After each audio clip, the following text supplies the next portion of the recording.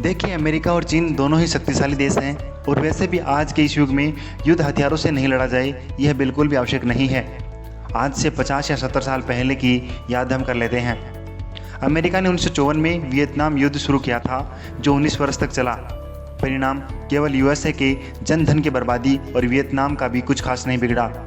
अफगानिस्तान फिर दूसरा अखाड़ा बना और 2 बार बना। पहले रूस उलझा, फिर यूएसए और फिर एक बार यूएसए, जो अभी हाल ही में अपनी सेनाएं वापस बुला रहा है, लेकिन चाहता कि उसकी जगह भारत उलझे इस युद्ध में।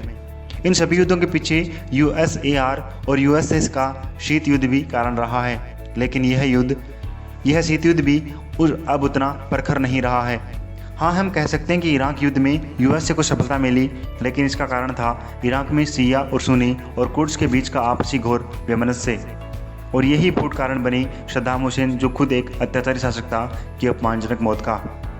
तो कहानी का मोरल यह है कि किसी भी दूरदराज देश में जाकर युद्ध करना बहुत महंगा पड़ सकता है। अब आते हैं इस टॉपिक पर, तो इसमें बात करें, किसी भी देश के लिए किसी भी दूसरे देश को निपटाना अब बीते ज़माने की बात हो गई है।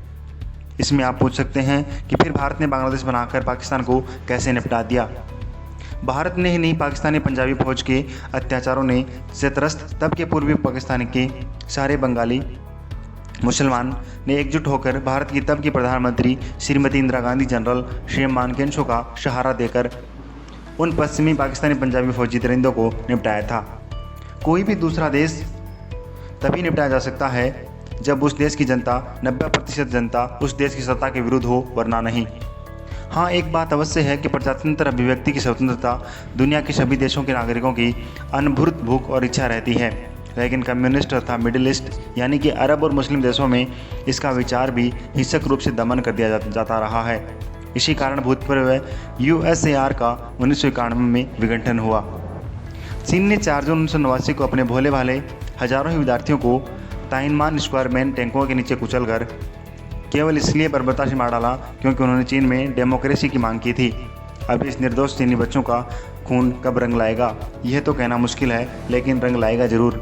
तो इंतज़ार करते हैं कि कुदरत इंसाफ करे और यूएसए को ज़रूरत है कि ना पड़े इस देश को निपटाने की।